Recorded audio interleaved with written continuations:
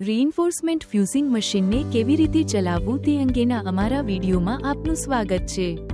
આ વિડીયોમાં તમે આ મશીનનો સુરક્ષિત અને અસરકારક રીતે ઉપયોગ કરી શકો તેની ખાતરી કરવા માટે અમે તમને દરેક પગલામાં લઈ જઈશું। પ્રથમ, ચાલો મશીનના મુખ્ય ભાગોથી પરિચિત થઈએ। તાપમાન નિયંત્રક, નિવાસ સમય નિયંત્રક અને દબાણ નિયમનકાર જેવા મુખ્ય ભાગો અહીં છે જેની સાથે તમે કામ કરશો।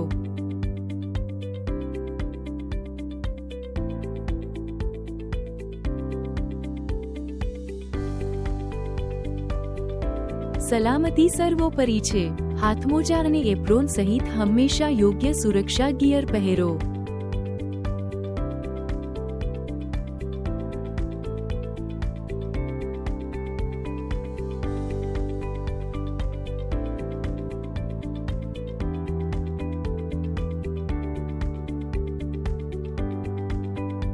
મશીન ચાલુ કરો અને તેને યોગ્ય તાપમાન સુધી પહોંચવા દો।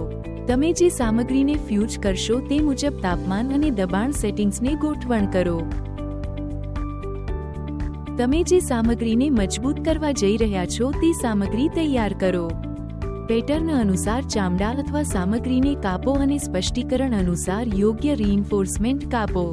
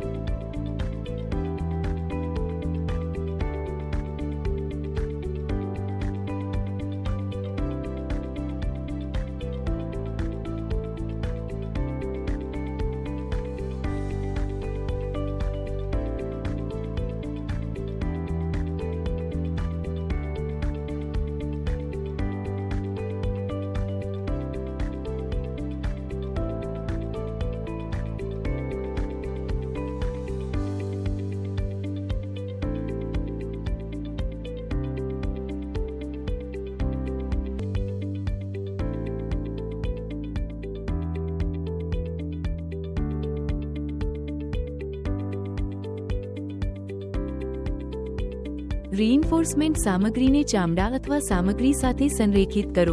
ખાતરી કરો કે ત્યાં કોઈ કરચલીઓ અથવા પરપોટા નથી।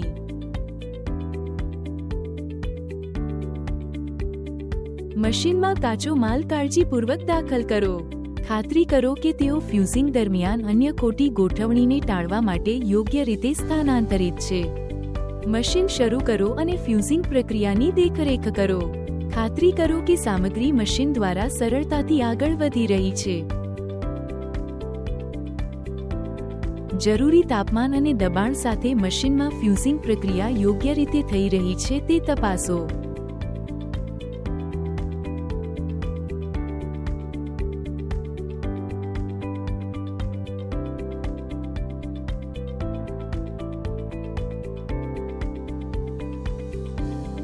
એકવાર ફ્યુઝિંગ પ્રક્રિયા પૂર્ણ થઈ જાય પછી મશીનમાંથી સામગ્રીને કાળજીપૂર્વક દૂર કરો।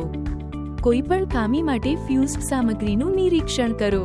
મજબૂતીકરણ કાપડ સાથે સુરક્ષિત રીતે બંધાયેલ હોવું જોઈએ।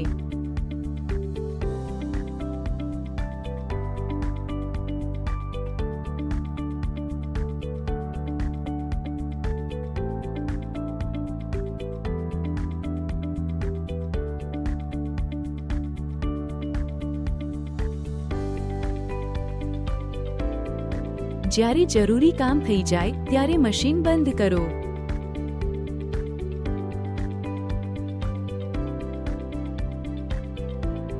શ્રેષ્ઠ કામગીરી માટે નિયમિત જાળવણી નિર્ણાયક છે।